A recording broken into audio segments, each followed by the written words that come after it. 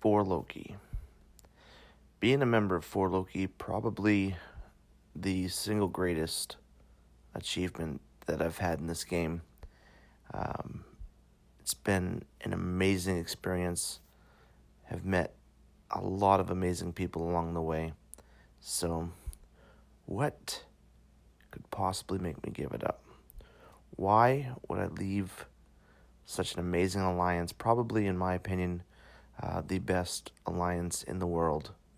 Well, let's find out. So my mind frame coming into the season, coming into this war, was pretty optimistic. I I had a pretty good feeling about the season. Taters had told me that I'm going to probably get a lot of bosses, a lot of the Mojo bosses because of my Red Hulk, and obviously I knew that being a flow season, I was probably going to get a lot of Quake fights. Um, so really, I felt like a lot was going to go right, which was good. It was pretty exciting, and I thought maybe I could, you know, break some records. Maybe beat my personal best, or maybe even be in the top, 3, 5 in the alliance in power ratings and stuff like that. And I think that was the goal, because I knew in the back of my mind that I probably didn't have too much more time in For Loki. Um, you know, I had stopped doing arena. I don't want to spend on the game, so my resources probably were going to diminish quite a bit over the course of the season. I had enough resources to get through the season. I had plenty of boosts. I was really wanting to make one last really good season, and that was kind of the mind frame going in. I didn't tell anybody this. I didn't want to alarm anybody, anything like that. I just knew in the back of my mind it's probably going to be the last season in For Loki, but I wanted to really put forth a really good effort and do really well. So what changed? So going into the first war of the season, tough opponent right away. We have NY.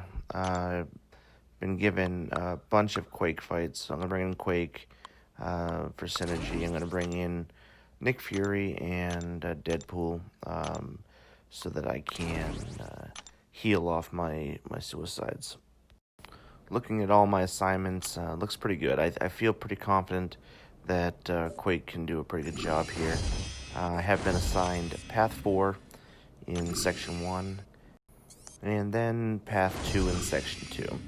So we're going to start off with Medusa here on Path 4. Node 3, we're looking at Spite and Toggle Unstoppable.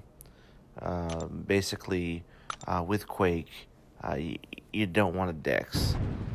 This is a parry-only type of a fight, just so that you don't trigger the Spite and she doesn't gain that power.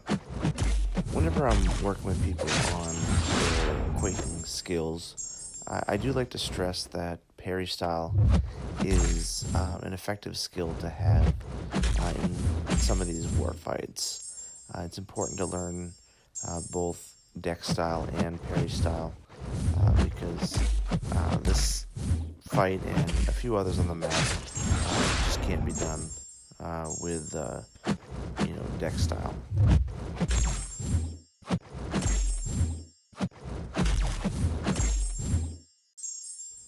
Here I probably should have just finished her off with a heavy, but just to be safe, I go through one more cycle and get her down.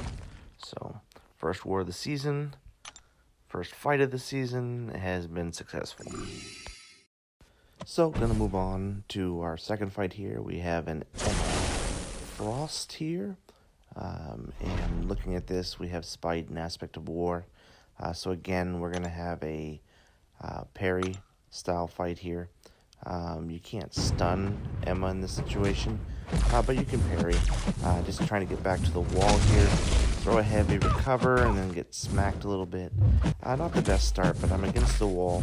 The only thing in this fight I have to make sure I do is finish it within a minute.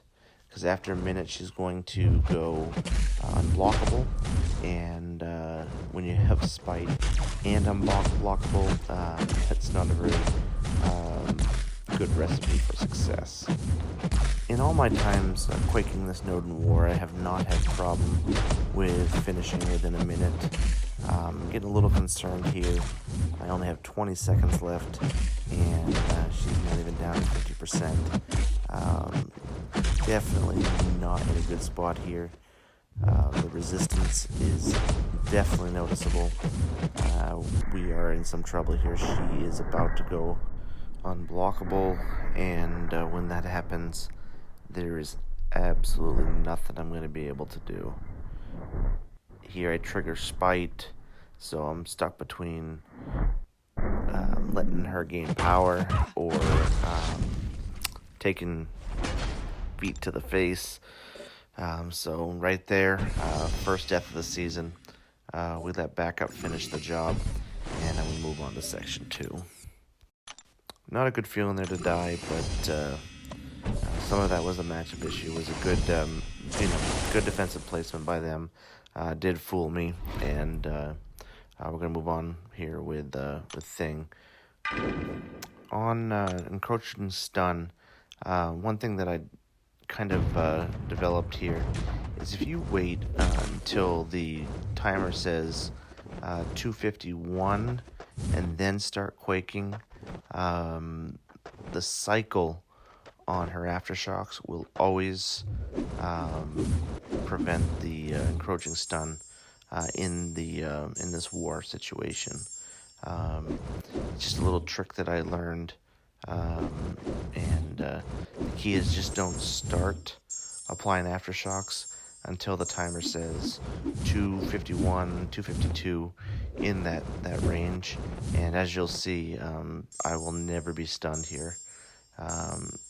Thing is always under concussion when the encroaching stun timer activates, so it doesn't activate the stun at that time. Before, when you'd start quaking right away, it'd be kind of hit or miss whether you'd catch that timer. So just wait, and you'll get him down. So pretty good fight there. So we're gonna move up to Darkhawk, and Darkhawk can be a little tricky with Quake. You do need to play Darkhawk deck style, simply because evading the heavy, if you miss a parry, is just it's nearly impossible to do it consistently. So this is just a straight up deck style fight. Don't block, and he'll be very unlikely to throw a heavy and smack you in the face.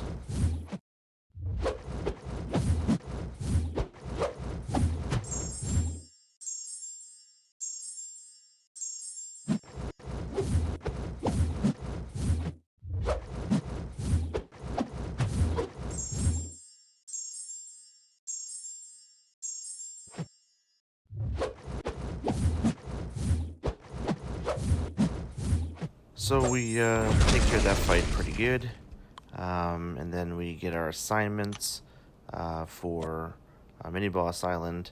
After the assignments, Tater sends me a message asking how I felt about Quake and Corvus, and a couple other fights in Mini Boss Island, and I say, yeah, let's do it. No problem at all. So we changed up the assignments, and I head towards Corvus on Mini Boss Island. So I boost up pretty good for these fights. As you can see, I'm up over 20k PI, pretty heavily boosted here, and pretty confident coming in versus Corvus here.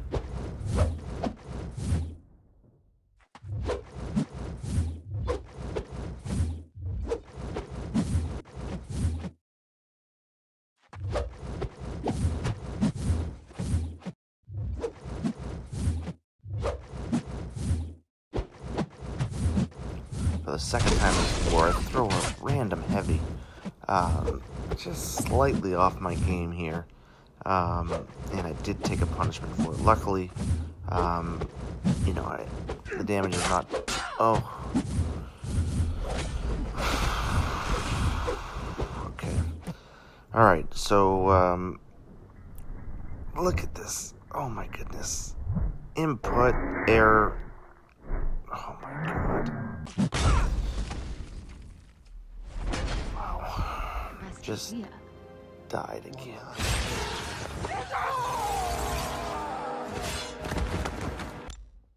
Yeah. Painful. Alright, what can I do? I'll revive, heal up. I get, three fights here to finish. I need to get this done. Can't afford to die anymore. Wars with NY are too close for this kind of poor performance. So, go back in here. I had him almost down halfway. I can't do any worse than that. So let's see what we can do here. Alright, so we get the evade, and then I just stand there. Another input error. Man. Just taking a block there. I don't even know what to say at this point. I only get out of that because he wanted a concussion. Right now, I cannot get out of my own way. I need to get it together, just to try to get through this fight. Help my alliance, and go from there.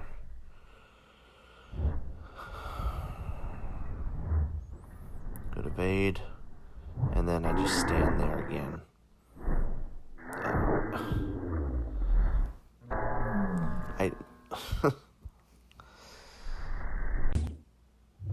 Oh man.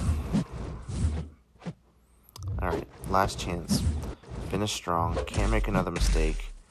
Get this guy down, get through another cycle. I thought you were a formidable machine, but you're dying like any man. Yeah. Just like that. Apparently, I was wrong.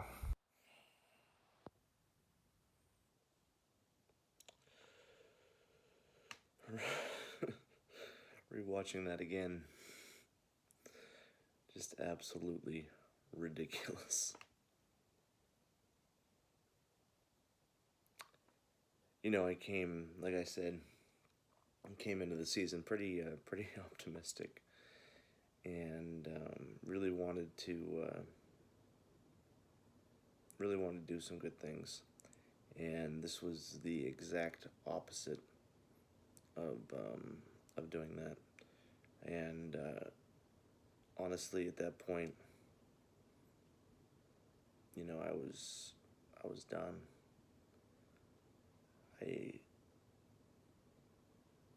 I had this feeling that I've had before. I this feeling of complete shame, of complete disgust,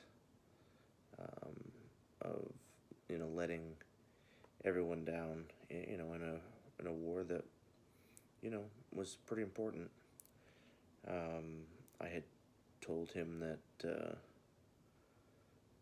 I could take these fights, and I didn't even get through the first one.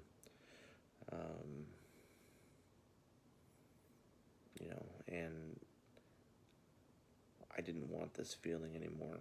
I didn't want to go through this, even for 11 more wars. And I knew that at that point I was all done. So I let Taters know, as soon as you get a chance to replace me, just replace me. I'll stick around, I'll help out, do whatever I need to do, until you can get a replacement. And He was very supportive. Um, Obviously he was, he didn't want to see me go. Um, which, that's good, I guess. He wasn't. He was very supportive. He's always been very good. Taters is an amazing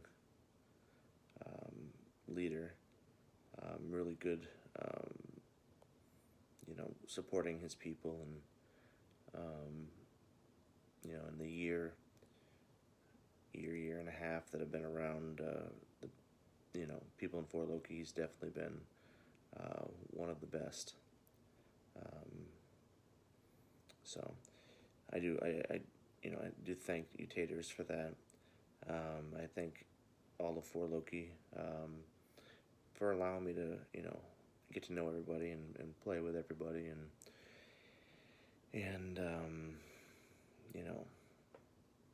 just have that experience. But